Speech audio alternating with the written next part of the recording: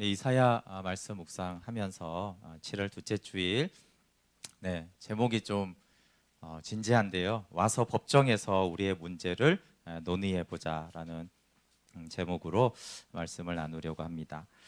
사랑은 허다한 허물을 덮어줍니다. 그래서 주님의 사랑이 우리의 허다한 허물을 덮어줍니다. 그런데 주님이 그 허물을 덮어주기 전에 하시는 일이 있는데 그것은 어떤 허물이 있는지를 아주 분명하게 논정하고 드러내고 알려주신다라는 거예요. 그래서 우리가 이 허물을 드러내지 않고 하나님 그냥 무턱대고 허물을 덮어주실 거라고 생각하면 그렇지는 않습니다. 우리의 허물이 다 드러나고 인정되고 주님 앞에 자백할 때 주님이 그 어떤 허물이라도 다 덮어주시는 것이죠. 그래서 오늘은 1장 18절에 있는 말씀을 중심으로 말씀을 나누려고 하는데요. 오라 우리가 서로 변론하자 이렇게 시작되는 그러면 이제 너희 죄가 주홍 같을지라도 깨끗하여질 것이요. 우리가 이제 이 말씀을 너무 좋아하는데 얼핏 들어보면은 와서 이렇게 어떤 죄를 고백하면은 내가 다 어떤 죄라도 용서해 줄게 이런 느낌인데 여기서 오라 그리고 우리가 서로 변론하자라고 했을 때 먼저는 오지 않아요. 두 번째는 주님은 서로가 변론하자라고 하는 것이에요. 근데 여기 이제 본문에 사용된 변론하자라는 약하어는 논증하다 이런 뜻이에요. 논증하다. 그러니까 특별히 법정에서 논증을 하자. 그리고 심판과 관련된 용어입니다. 그래서 킹제임스 버전이나 NIV에서도 법정에서 우리의 문제를 논의해 보자 이런 뜻으로 번역을 했습니다. 비슷비슷하지만 두 번째는 입증하다, 증명하다 이런 뜻이에요. 근데 이 문맥상 이제 죄를 용서해 준다고 했으니까 죄를 입증하겠다, 죄인임을 증명하겠다라는 이제 하나님의 의지가 있는 것입니다. 그래서 세 번째가 유죄를 입증하는 거예요. 네가 유죄라는 것을 입증해서 법정이니까 판결까지도 이제 하겠다라는 뜻이 있는 것이고 죄를 깨닫게 하고 죄를 확신시키는 거예요. 그러니까 애매모호하게 죄인이지, 그래 죄가 있지 이런 게 아니라 아주 증명을 하고 법정에서 유죄를 어떻게 증명합니까? 느낌상 네가 죄인인 것 같아. 안 그러잖아요. 정확한 증거를 가지고 이제 증언을 가지고 이제 유죄라는 것들을 이제 선언하는 것이죠. 그래서 하나님의 사랑과 인자와 긍휼은 분명하지만 그것은 그냥 대충 사랑하고 대충 긍휼을 베푸는 것이 아닙니다. 그래서 우리는 하나님과 법정에서 때로는 논증을 해야 됩니다. 우리가 논증을 한 다음에 회개를 하든지 아니면 힘드니까 외식을 하든지 그것은 우리의 선택이겠죠. 네, 지난주에 또 교회 방역 강화가 되면서 또 이런 것도 사실은 어느 정도 논증은 필요합니다. 우리 정규 예배 외에 모임이나 행사나 식사 제공 등이 금지를 한다고 이제 발표가 되었어요. 제가 이제 다른데 이렇게 기독교인들이 있는 톡들이 있잖아요. 그럼 이제 대부분 이제 두 가지 의견입니다. 하나는 이건 너무 부당한 것이다. 그러니까 저항하고 반대해야 된다라는 것이랑 아니 교회가 그리스도인이 사회적인 책임이 있는데 당연히 그거는 이제 받아들여야 되는 거 아니냐 이렇게 이제 나눠지는데 제 생각에는 그 분별력은 법정에서 논증하듯이 시비를 가리는 부분이 필요합니다. 그래서 이제 한국교회 총연합회에서도 반대 입장문을 발표는 했죠. 근데 뭐 무조건 반대한다 이런 게 아니라 논증을 사실은 해야 되는 거예요. 시시비비를 가려가지고 어떤 부분은 맞는지 어떤 부분은 틀렸는지를 논증해서 사실은 자기 의견을 얘기하는 것이 필요한 것이죠. 사회적 책임을 얘기하는 분들도 꽤 있는 것 같아요. 좀 안타까움은 이런 게 있어요. 사회적 책임은 맞잖아요, 그렇죠? 교회가 또 크리스찬들이 사회의 빛과 소금으로 섬기고 희생하는 것이 맞습니다. 그런데 이제 그런 분들이 교회에 와서 이렇게 방역에 좀 동참한다거나 자기 수입의 30% 정도는 줄어도 기꺼이 사회적 책임을 다해야 된다라고 하는 분들이라면 저는 매우 훌륭한 크리스찬이라고 생각을 합니다. 그런데 만약에 이제 영상 예배 편리하잖아요. 이런 시국에는 방역에 동참해야 되니까 영상 예배를 드리면서 그 편리함을 향유하면서 우리는 이것이 그리스도인의 사회적 책임이다 이렇게 말한다면 한번 논증을 해볼 필요가 있는 것입니다. 부당한 지침에 반대하는 것도 마찬가지예요. 논증을 하고 시시비비를 가려서 이거는 부당하다, 이것이 불합리하다, 이것은 종교의 자유를 억압하는 것이다, 이렇게 하는 것이 이제 맞고, 또 하나는 여러분 그 다른 피해자들을 저는 함께 아파하는 것이 마땅하다고 생각을 합니다. 학원이나 노래방, 자영업자들, 여러 직장들이 사실 어려움을 겪고 있어요. 동일하게 아파하고 마음을 함께하는 것이 필요하다고 생각이 들어요. 근데 이제 저는 이제 이 코로나와 방역에 대해서 제가 가장 어려운 거는 뭐 교회에서 식사나 영상 예배를 하거나 이런 것들이 아니라 마음들이 나누어지는 거예요. 생각이 다르잖아요, 그렇죠?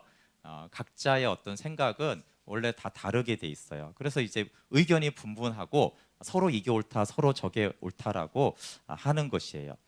여러분 어려움은 어렵지만 어려울수록 하나가 되어지면 고난과 비난과 핍박이 있어도 늘 교회는 승리해 왔어요. 교회가 하나가 된다라면. 원래 마귀는 우는 사자같이 삼킬자를 찾고, 또 마귀가 어느 정도 세상이나 세상 권력들을, 세상 문화를 활용하는 것은 사실이에요. 그래서 우리가 그런 것 자체를 늘 역사상 그래 왔는데 뭐 그게 새로운 일이라고 생각할 필요는 없습니다. 근데 마태복음 18장 18절에서 20절은 그 16장의 교회에 대한 설명인데, 진실로 너희에게 이르노니 무엇이든지 너희가 땅에서 매면 하늘에서도 매일 것이요 무엇이든지 땅에서 풀면 하늘에서도 풀리리라. 진실로 다시 너희에게 이르노니 너희 중에 두 사람이 땅에서 합심하여 무엇이든지 구하면 하늘에 계신 내 아버지께서 그들을 위하여 이루게 하시리라. 두세 사람이 내 이름으로 모인 곳에는 나도 그들 중에 있느니라. 한번 설교한 적이 있죠. 이 합심이라는 것은 두 사람이 한 마음이 되면 두 사람의 그 사이에 주님이 계신다는 거예요. 그러니까 사람들이 모여 있다고 여기에 주님이 계시는 게 아니라 합심한 그 성도들 그 사이에 주님이 함께 하시고, 그 상태는 천국 열쇠를 사용하는 것이기 때문에 교회는 항상 외부에 의해서 교회가 망하지 않습니다.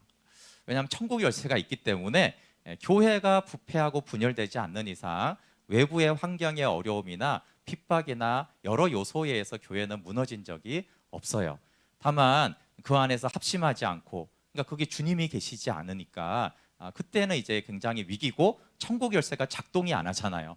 마귀는 우는 사자처럼 삼킬차를 찾아다니면서 그렇게 하는데, 교회가 이제 천국 열쇠의 기능을 잃어버리면은 교회는 위기가 오고 사라지기도 합니다. 그래서 마귀는 모임의 금지나 어떤 나태한 신앙들로 성도들을 유혹하는 것은 보이는 전략이고, 아마 마귀의 보이지 않는 전략은 교회 분열을 원하는 것이 아닐까, 그런 생각을 합니다. 코로나 방역의 대상이 되는 현장은 모두가 어렵습니다. 교회만이 아니에요. 여러분 학원, 학교 이런 것들이 방역에 대해서 뉴스가 딱 나오잖아요. 저는 이제 그런 데이터나 설문조사나 이런 게 속상한 게 뭐냐면은, 예전에 한번 경기도에서 학원에 대한 설문조사를 한 적이 있어요. 학원에서 방역 조치를 이렇게 저렇게 해야 된다라고 설문조사하는데 무려 제 기억으로 97%가 국민들이 찬성했어요. 학원 관계자들 죽어라는 소리죠. 근데 또 어떻게 되는 줄 아십니까? 그러면 학교의 방역을 강해야 된다 그러면 대부분의 국민들은 찬성합니다. 학교 선생님들 죽어나는 거죠. 자, 노래방 이제 방역 막 나옵니다. 노래방 방역해야 됩니까? 그럼 국민들은 거의 대다수 찬성합니다. 노래방 운영업자 죽어나는 거죠. 콜센터 방역 이렇게 해야 된다. 국민들 대다수가 다 찬성합니다. 이런 식이에요, 여러분. 자기가 그 일에 하지 않으면 뭐 안전하게 한다는데 다 찬성. 근데 막상 본인이 돼 보면 너무 피해가 크죠. 피곤하고 힘들고, 심지어는 여러분 요즘에 그 좀 번화가 가보세요. 굉장히 장소 좋은데 점포 임대가 굉장히 많아요. 수입이 50%가 줄고 이게 보통 일입니까? 물론 방역을 해야 되면 그래야겠죠, 그렇죠? 그렇지만 어떡하지? 저 방역을 하고 저래야 되지만 저 매출 저거 30% 줄겠다. 아니 생계 여러분 지금 피해 있으신 분들 말고 지금 수입의 40% 한번 줄여보세요. 생활 어떻게 할지. 이게 한 달이 아니라 1년을 그렇게 가보세요. 이게 작은 일입니까?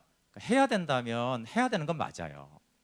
그러나 그거는 수입에 내가 40%를 감소하면서 생계의 위협을 받으면서 이거를 해야 된단 말이에요.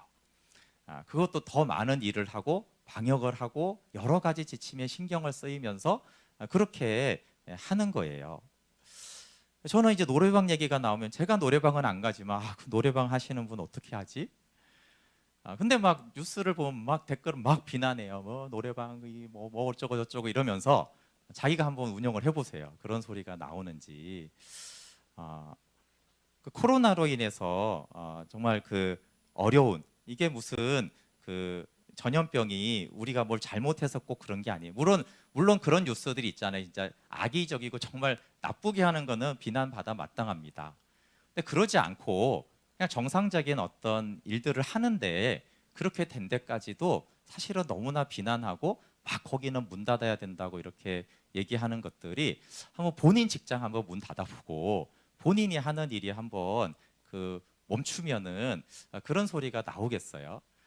그러니까 그걸 하더라도 걱정해주고 어쩔 수 없이 그거는 문을 닫아야 되는 것이군요. 너무 안타깝습니다. 도울 방법이라도 있으면 정부가 돕든 누가 돕든 이거 도와야 되는 일일 텐데 근데 이제 너무 많으니까 사실 다 도울 수 없는 것도 사실이긴 하죠.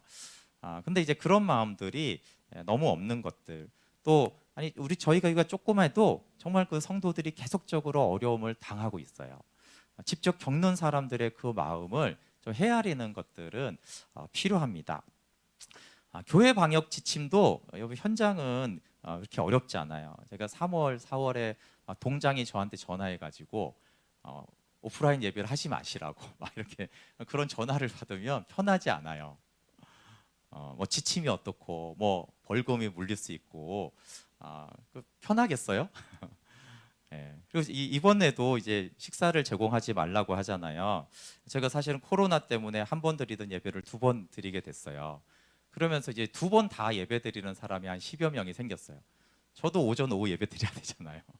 그 찬양팀들도 오전 오후 예배 다 드려 인원이 충분하지 않으니까 그리고 뭐 안내도 그렇고 그러면 이제 밥을 먹어야 되잖아요. 그렇죠?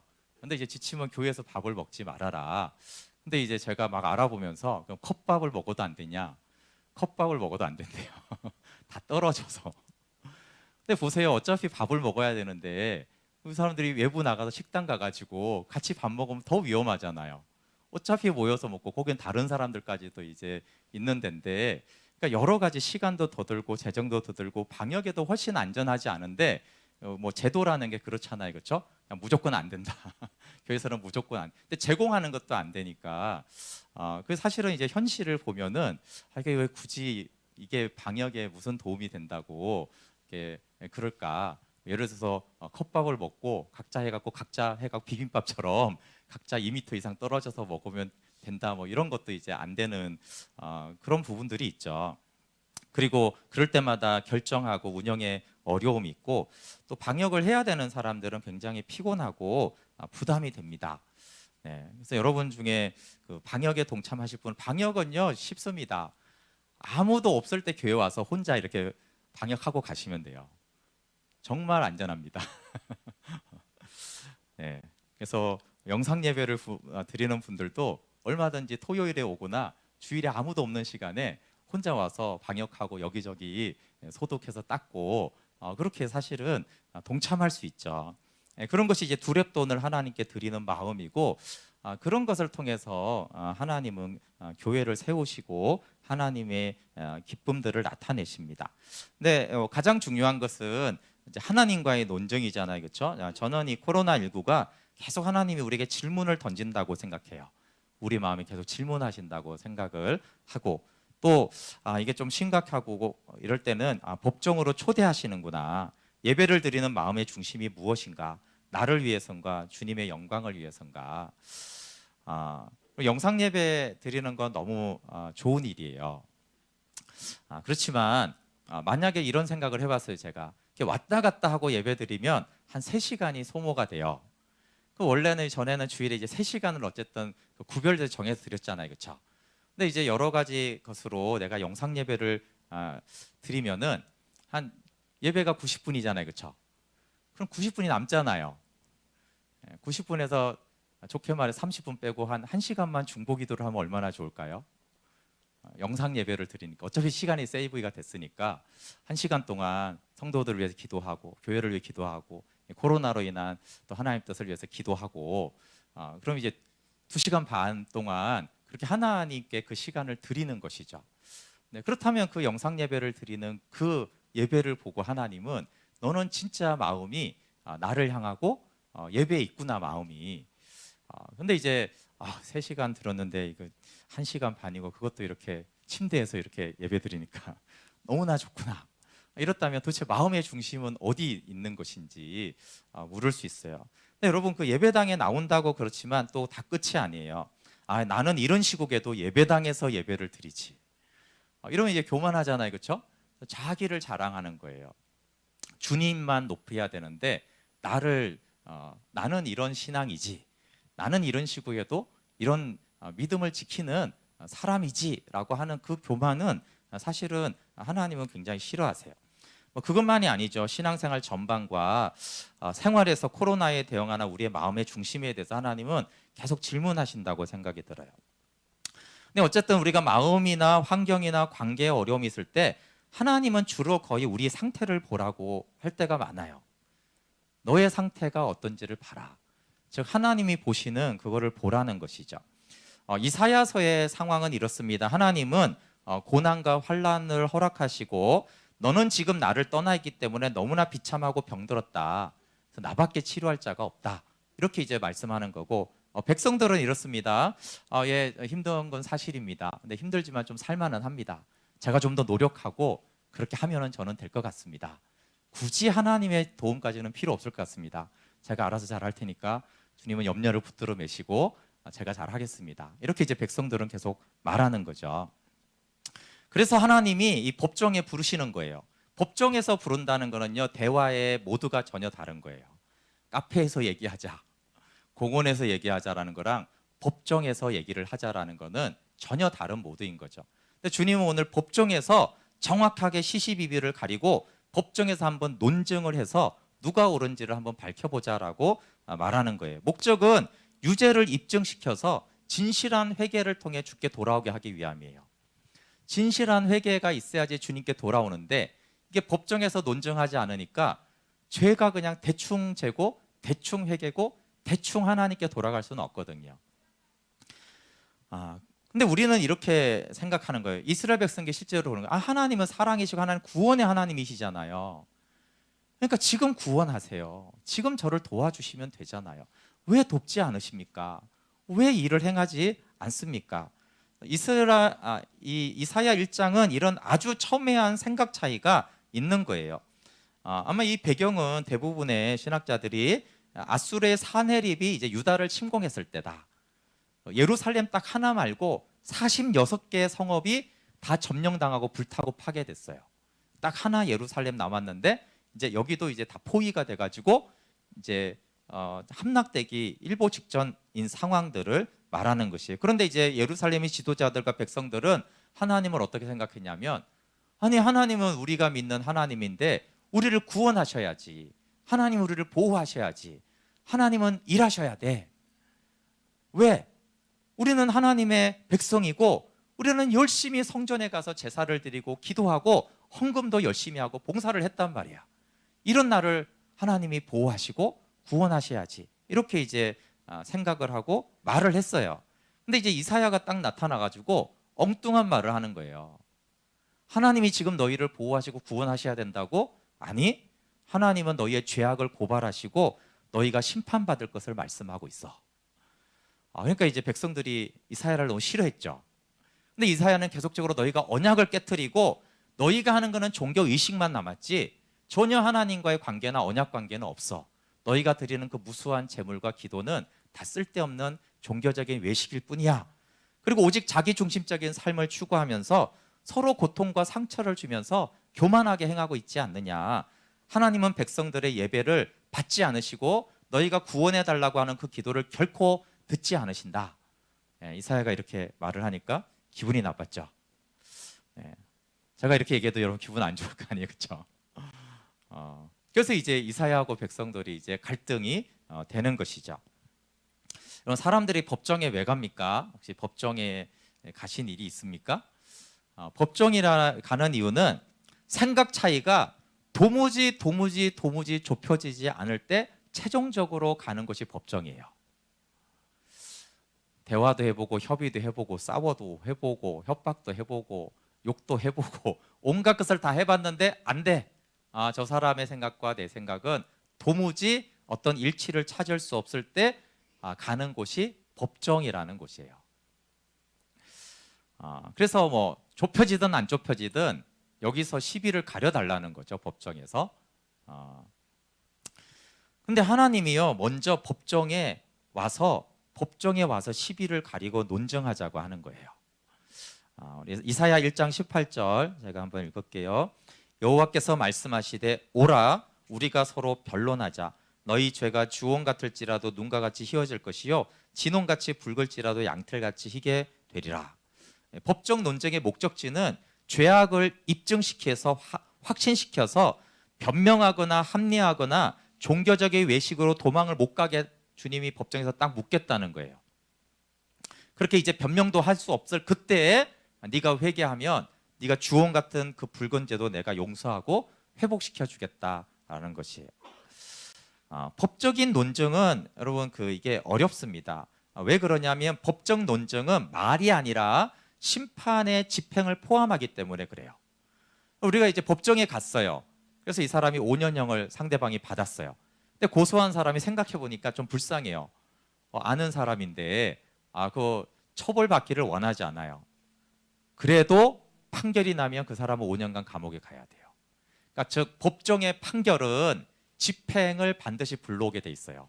그래서 법정의 판결이 굉장히 중대한 거죠.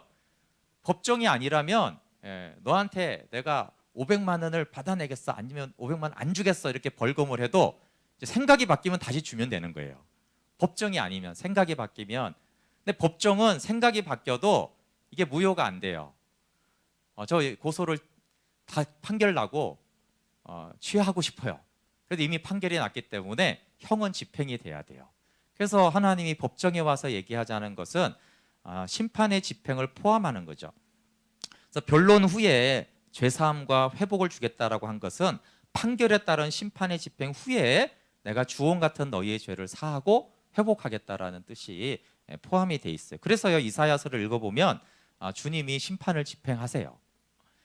그냥 용서하고 아무 일 없는 것이 아니라 판결과 판결의 집행과 함께 너희가 회개하면 내가 돌이키고 영광스럽게 하겠다라는 것이 있습니다. 여러분 우리의 어려움은 뭐냐 하면 우리가 원하든 원하지 않든 우리는 법정에 서 있다는 거예요. 심판으로 유죄를 입증하고 죄를 깨닫게 하시는 하나님의 그걸 벗어날 수가 없는데 우리 이사야 1장 5절 6절 한번 볼게요. 제가 읽을게요. 너희가 어찌하여 매를 더 맞으려고 패역을 거듭하느냐. 온 머리는 병들었고 온 마음은 피곤하였으며 발바닥에서 머리까지 성한 곳이 없이 상한 것과 터진 것과 새로 맞은 흔적뿐이거늘 그것을 짜며 싸매며 기름으로 부드럽게 함을 받지 못하였도다. 이미 온 머리는 병들었고 온 마음도 너무 피곤해요. 그리고 머리부터 발바닥까지 다 병들고 터졌어요. 이거는 이미 법정에 초대된 상태를 말합니다. 사람이 이렇게 되면 어떻게 되냐 하면은 하나님과 시비를 가리게 돼 있어요. 머리부터 마음까지, 머리부터 발끝까지 다 터지고 상하고 맞으면은 하나님하고 시비를 붙죠. 욥이 그랬거든요. 욥기 1장을 잘 알잖아요, 그렇죠? 그 2장으로 넘어가면서 욥이 뭘 시작하죠? 하나님과 논쟁을 시작하는 거예요. 그래서 욥기에는 유독 변론하자라는 단어가 많이 사용이 돼요. 법적인 용어가. 친구들하고 하는 것도 일종의 사실 하나님과 하는 변론의 다른 형태입니다. 그래서 하나님과 욥이 이제 한참 변론하는 내용이 욥기의 대부분을 차지하고 있는 거예요. 우리와 하나님의 기본적인 논쟁은 이사야서에서 잘 나타나 있습니다. 하나님의 논쟁은 어떠냐 하면요, 아까 그 비참한 상태, 머리부터 발끝까지 다 터지고 상하고 병이 들었는데 놀랍게 이게 끝이 아니야 라는 거예요. 하나님은 이게 끝이 아니야, 더 있어. 그리고 너희들은 원래 더 심한 심판을 받았어야 돼. 너희의 죄가 얼마나 심각하고 이 교만이 얼마나 심각하냐면 불과 유황불로 하늘에서 멸망당한 그 소돔과 고모라와 똑같아. 근데 아직 불로 유황불로 심판은 안 받았잖아. 이렇게 이제 하나님은 말씀하는 거예요. 우리 이사야 1장 9절 10절 한번 볼게요. 만군의 여호와께서 우리를 위하여 생존자를 조금 남겨두지 아니하셨다면 우리가 소돔 같고 고모라 같았으리로다. 너희 소돔의 관원들아 여호와의 말씀을 들을지어다. 너희 고모라의 백성아 우리 하나님의 법에 귀를 기울일지어다. 하나님은 이미 너희는 소돔과 고모라야. 근데 왜 아직 불과 유황으로 불타 죽지 않은 줄 알아? 아직도 내가 참아주기 때문에 그런 거야. 지금의 고난과 비참함은 정당한 게 아니야. 아직 한참 더 맞을 게 남아있지. 이렇게 이제 말씀하는 거죠. 그럼 이제 이스라엘은 어떻게 논증을 했습니까? 우리도 죄인인 거 알아요. 아니, 죄인인 거 아니까 제사 드리는 거 아니에요. 뭐하러 그렇게 제사를 드리겠어요? 속죄제를. 죄인인 거 안다고요, 우리도. 그래서 매일 갔다가 속죄제와 속건제를 드렸는데 뭘 그렇게 하나님 그러세요? 죄 있으면 속죄제를 드리라면서요. 그래서 무수한 속죄제를 저희가 드렸어요. 아니 뭐 대단하진 않아도 이 정도면 복을 주셔야 되는 거 아니에요? 이게 이제 이스라엘 백성들의 논증이에요.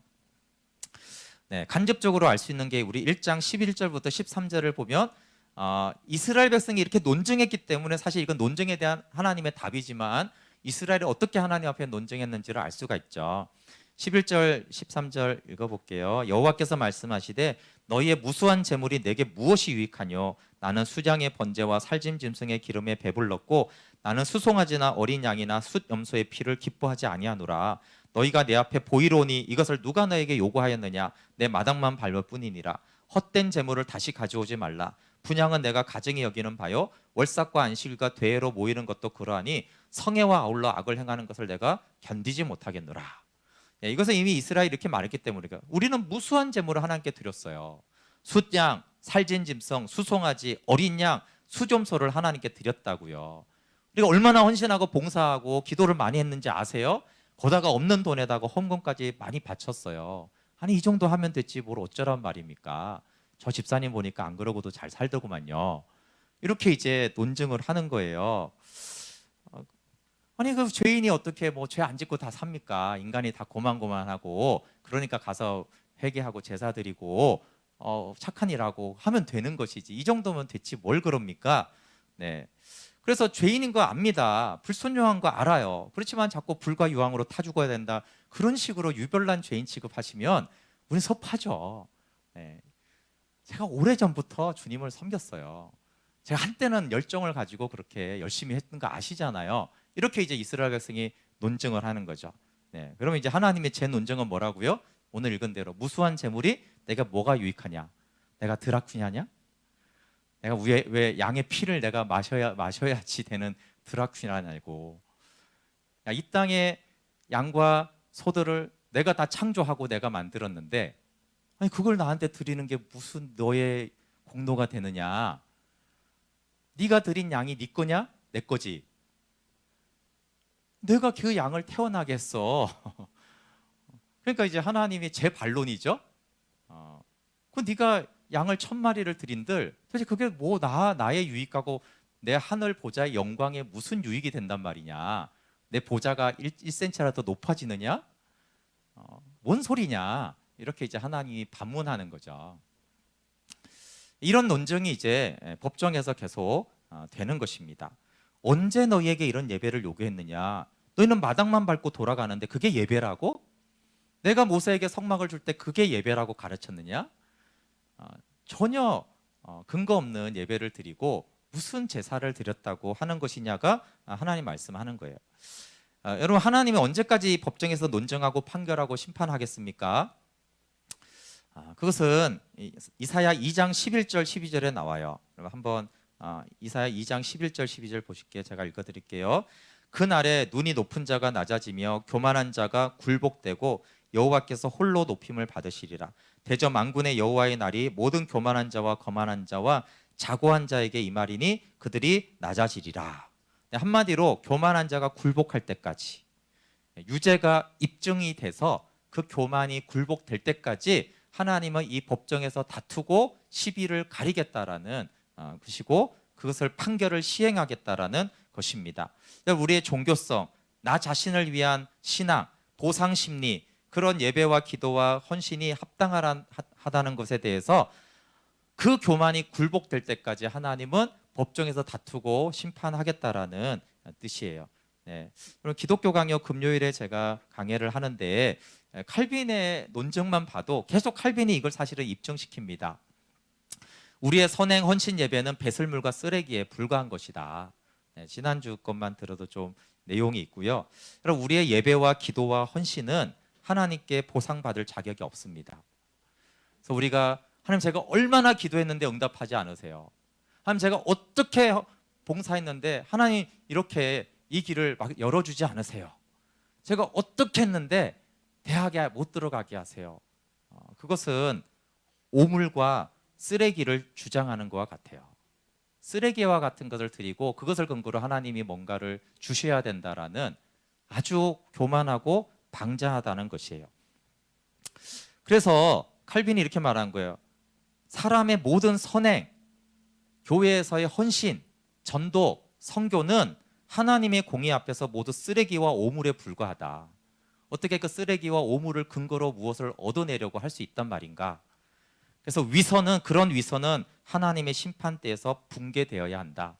그때에만 하나님의 자비를 우리는 받아들이게 된다. 그럼 하나님의 심판대 앞에서 우리의 헌신, 은사, 능력, 그것으로 인한 엄청난 사람들이 구원을 받고 삶이 변한다 할지라도 그 모든 자랑을 멈추라라는 것이 칼빈의 논증이에요.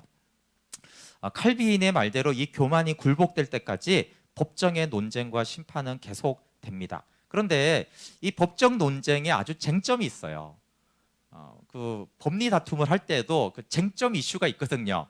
뭐 10가지가 문제여도 쟁점이라는 게 있는데 이사야 1장을 보면은 그 쟁점은 예배로 모아지는 것을 볼 수 있어요. 우리가 단순하게 보면 우리가 죄가 있어서 하나님이 법정에서 논증하자고 하는구나라고 생각할 수 있는데 그렇지가 않고요. 법정에서 논증하고 판결하는 수준까지 간 거는 예배가 변질되었기 때문에 그래요. 예배가 종교적 행위만 남았기 때문에 하나님이 이제 법정에서 보자는 거예요. 출애굽을 보면 우리가 출애굽기를 보면 출애굽 구원이 있은 다음에 시내산 언약을 맺고 율법과 성막을 주세요. 율법은 언약 관계를 잘 유지하는 수단으로 율법을 주신 거잖아요. 율법을 잘 지키면 언약 관계가 유지되고 우리는 그의 백성이 되고 하나님 우리 하나님이 되세요. 그래서 우리는 모든 나라의 제사장 나라가 되고 모든 나라 중에 뛰어나게 하시겠다고 하셨어요. 근데 문제는 율법을 어기면 어떻게 되냐는 거예요. 여기서 어기면 언약 관계가 깨지잖아요. 그럼 바로 심판인가요? 아니에요. 율법을 어겨서 언약 관계가 깨지면 성막으로 가라는 거였어요. 예배로 가라. 거기서 너희의 죄가 사함을 받고 다시 하나님과의 관계가 회복되어서 다시 언약 관계로 들어가라. 그래서 성막의 예배가 생명력이 있게 살아있으면 언약은 다시 회복이 돼요. 성막을 주신 것은 두 가지 중요한 기능이 있습니다. 율법을 어긴 죄를 사하고 하나님과 다시 화목하게 하는 예배를 드리라는 거예요. 그 제사만 봐도 알 수 있어요. 속죄제와 속건제는 뭐예요? 죄가 있으니까 죄를 용서해 달라는 제사죠. 그런데 번제와 화목제는 뭐냐면 하나님과 다시 화목하게 되는 제사예요. 그러니까 제사 5대 제사만 봐도 성막은 우리의 죄가 있을 때 그 죄를 용서받고 다시 하나님과 회복되는 예배의 장소구나라는 걸 알 수 있죠. 여러분 이렇게 성막의 기능이 살아있으면 하나님 법정까지 안 가도 돼요. 죄가 있고 그 죄로 예배 가운데 그 죄가 사함을 받고 회개하고 화목하게 됐는데 화목한데 왜 법정에 가자고 그래요? 두 번째 기능은 하나님을 만나고 하나님의 말씀을 쉐마하는 예배를 드리는 장소로 성막을 주셨어요. 출애굽기 25장 21절 22절에 속죄소를 궤 위에 얹고 내가 내게 줄 정금판을 궤 속에 넣어라. 거기서 내가 너와 만나고 아주 중요하죠. 바로 거기서 속죄소 위 거기서 여기 화살표 있는데 거기서 내가 너와 만나겠다고 콕 집어 말씀하셨어요. 속죄소 위 곧 증거궤 위에 있는 두 그룹 사이에서 내가 이스라엘 자손을 위하여 내게 명령할 모든 일을 너에게 이르겠다. 주님이 우리에게 말씀하시는 장소예요. 그래서 지성소 안에 있는 속죄소 위에서 하나님은 나를 만나고 나에게 말씀하세요. 그래서 이 속죄소 위를 뭐라고 하냐면 시은자, 머시 시트라고 그래요. 이것을 신약에서는 뭐라고 말하냐면 은혜의 보좌라고 그래요. 히브리서 4장 16절에 그러므로 우리는 긍휼하심을 받고 때를 따라 돕는 은혜를 얻기 위하여 은혜의 보좌 앞에 담대히 나갈 것이니라. 그러니까 이 은혜의 보좌 앞에 나아가는 예배의 기능이 살아있으면 하나님은 우리를 법정으로 초대하지 않으세요. 그렇잖아요. 우리가 일 있으면 일단 말을 하잖아요. 말해보자. 다투더라도 말을 해서 말이 되는데 왜 법정에 가겠어요? 그러니까 주님이 비록 죄를 짓고 언약을 깨트렸어도 예배에 나와서 하나님과의 교제와 사귐을 통해서 죄를 깨닫고 회개하고 다시 화목하게 되면 주님이 됐다. 내가 너를 깨끗하게 했고 내가 너와 함께 하겠다고 말하세요. 근데 이 예배의 기능이 사라진 거예요. 성막의 기능이 사라졌어요. 즉 그냥 대화해 봤더니 대화가 안 돼요. 점점 더 완악해요. 아 그래? 그러면 성막에 안 가겠다고? 좋아, 그럼 법정에 가자. 이렇게 해서 이제 지금 이사야서는 법정에 법정으로 법정은 초대하는 게 아니죠. 법정은 강제력을 가지고 강제로 이제 법정에 딱 불러와서 이제 논증을 하는 것입니다. 여러분 이스라엘 백성들이 교만하고 우상 숭배를 하고 악행을 행했다고 이사야서에 나와요. 그렇지만 1장에서 왜 예배를 다루냐면 그래도 예배가 살아있었다면 심판까지는 가지 않습니다. 근데 교만하여 말씀을 불순종했어요. 그러니까 언약이 깨졌잖아요. 그렇죠? 그러면 이제 속지 않은 예배, 화목하게 하는 예배가 있는데 이 예배는 형식만 남고 마당만 밟고 돌아가고 하나님의 그 속죄소 은혜의 보좌까지 가지 않아요. 형식과 외식만 남아있으니까 어떻게 돼요? 결국은 그러면 법정밖에 없구나. 심판 외에는 다른 방법이 없는 거예요. 그래서 하나님 왜 죄를 입증시키기를 원하십니까? 죄를 입증이 돼야지 예배가 회복이 돼요. 다시 속죄제와 화목제를 제대로 드리겠죠. 진짜 죄인은 속죄제를 두렵고 떨림으로 드리거든요. 형식적으로 드릴 수가 없어요. 사실은 이 심판을 통해서 예배를 회복하고 싶은 거예요. 그래서 네가 진실한 속죄제와 속건제를 드린다면 너희 죄가 주공같이 붉은 아무도 용서할 수 없는 그 죄까지도 나는 눈과 같이 희게 해주겠다라는 말씀이 이사야 1장이에요. 그래서 법정과 심판을 통해서 하나님은 예배를 회복시키기를 원하고 이게 언약 백성이 사는 길이에요. 이사야서는 66장이나 되는 아주 긴 대선지자죠. 그리고 사복음서에서 가장 많이 예수님이 인용한 곳이 이사야서예요. 그러니까 이제 구약의 선지사들 중에 이제 중요한 부분을 차지하는 것이죠. 그런데 이 1장은 66장의 요약판이에요. 요약.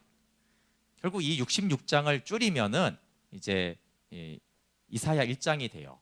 그래서 그런 거 있잖아요. 우리가 책을 쓰거나 발표를 할 때 결론을 먼저 말하고 얘기하는 거 있잖아요.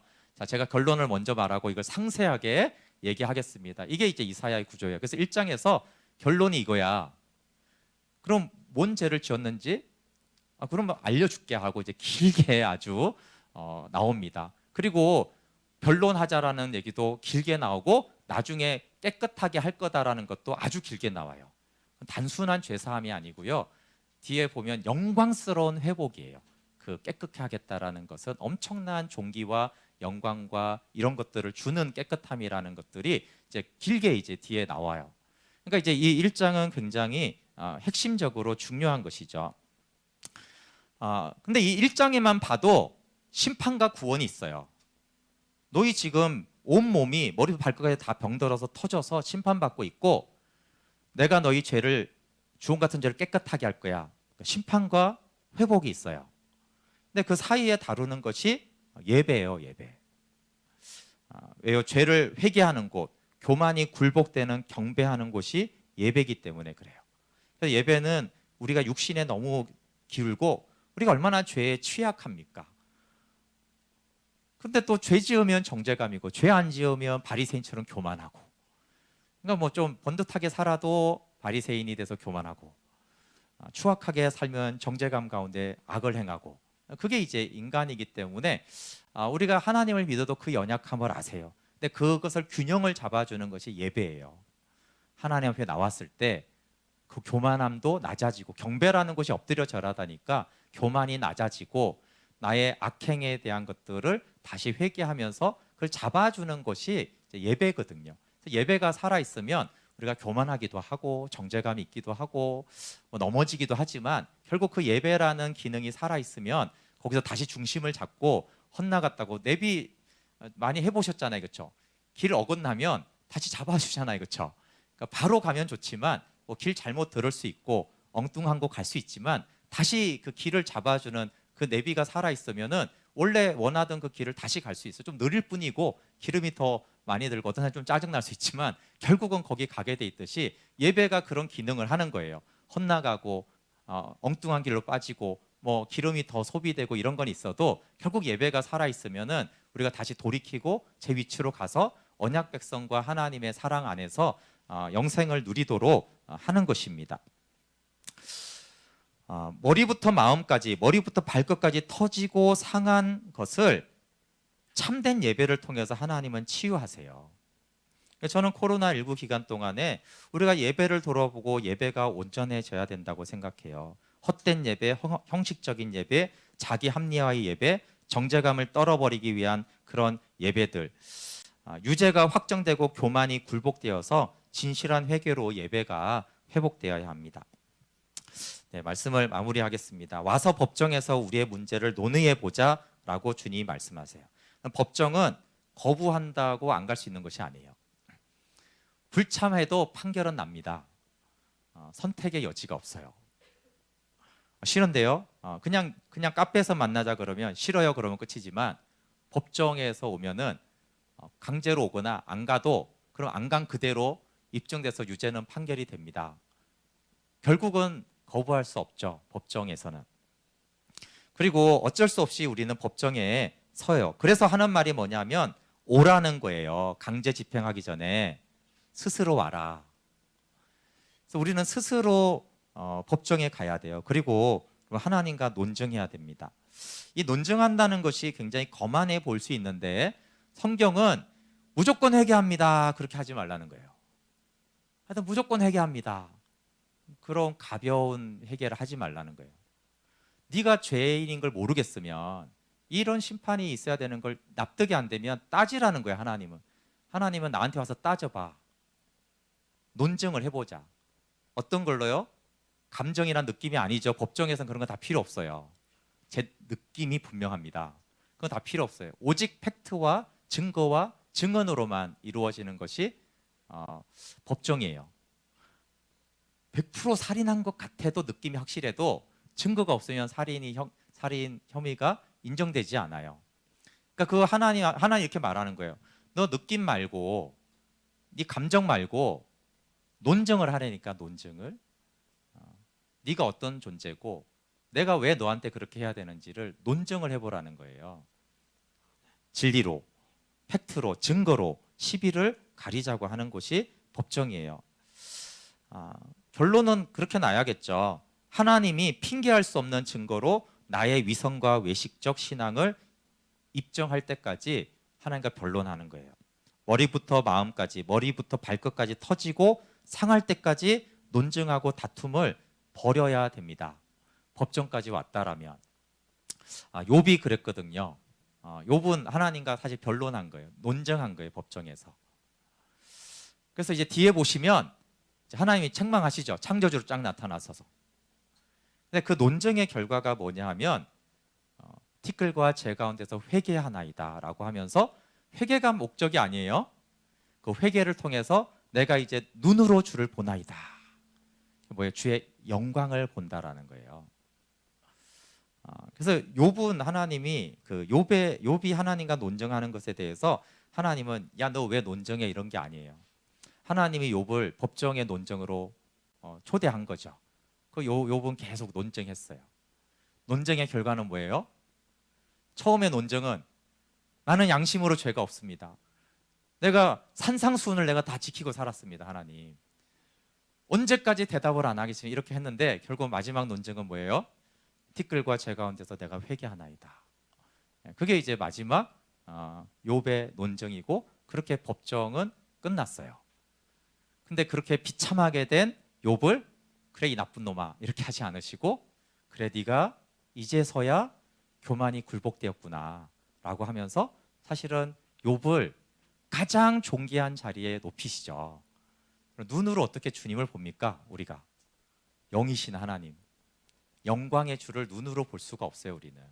근데 하나님이 욥에게 그 영광을 허락하는 거예요. 그래 너는 이제 눈으로 나를 봐라. 그럼 우리 태양도 눈으로 볼 수가 없는데 어떻게 하나님의 영광을 눈으로 봐요?